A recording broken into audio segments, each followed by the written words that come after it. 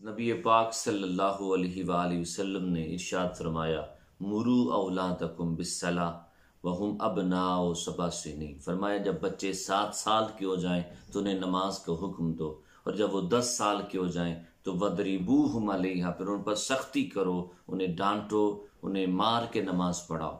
यानी नबी पाक सल्लल्लाहु अलैहि वसल्लम ने नई नस्ल की तरबियत के हवाले से ये बहुत बड़ा मैसेज आपने दिया है कि अपने बच्चों को नमाज की तरफ लेके आओ। वो बचपन में नमाज की आदी बन जाएंगे तो ज़िंदगी में उनकी नमाज नहीं छूटेगी। बालिग होने के बाद उनकी नमाज कज़ा नहीं होगी। उन्हें बचपन में ही नमाज का आदी बनाओ। दीन इस्लाम में नमाज की बड़ी अहमियत है।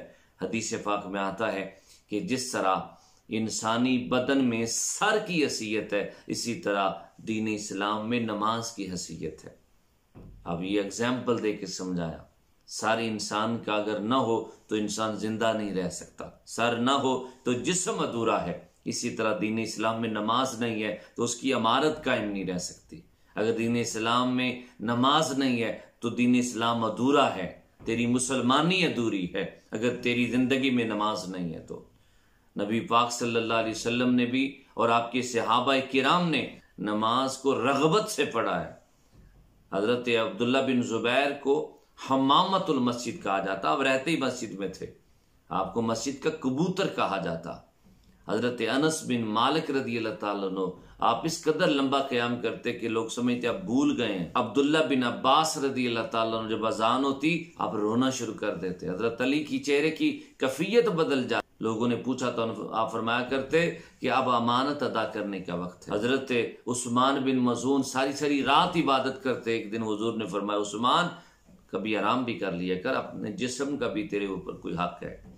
इस कदर सहाबाए किराम इबादत किया। हजरत अबू ज़र गफ़ारी रदी अल्लाह ताला फरमाते, नबी पाक सल्लल्लाहु अलैहि वसल्लम के पास मैं बैठा हुआ था, हुजूर ने मेरी डान पे ऐसे हाथ मारा। फरमाया, अबू ज़र गफ़ारी जब तू ऐसे लोगों के पास बैठा हो जो नमाज को लेट करके पढ़ते हैं तो तू क्या करे। हजरत अबू ज़र गफ़ारी रदी अल्लाह ताला अर्ज़ करते हैं, या रसूल अल्लाह आप क्या हुक्म इरशाद फरमाते। आप नबी पाक सल्लल्लाहु अलैहि वसल्लम ने फरमाया, उठ जाओ और उठ के नमाज अदा करो और फिर अपने काम की तरफ चले जाओ। यानी उनके पास मत बैठो जो नमाज को लेट कर देते हैं। नमाज का शौक, नमाज की एक रगबत इंसान के अंदर होनी चाहिए, फिक्र होनी चाहिए कि मैंने नमाज पढ़नी। इमाम निसाई ने हदीस पाक को लिखा। हज़रत अबू हुरैरा रज़ी अल्लाह ताला अन्हु फरमाते हैं कि हुजूर खुतबा दे रहे हैं, खुतबा देते देते हुजूर ने 3 कस्में उठाई। नबी पाक ने 3 कस्में उठाने के बाद कोई बात नहीं की, आप सीधा सजदे में चले गए। सहाबा कहते हैं हम हुजूर के इस अंदाज को देख के रोने लग पड़े।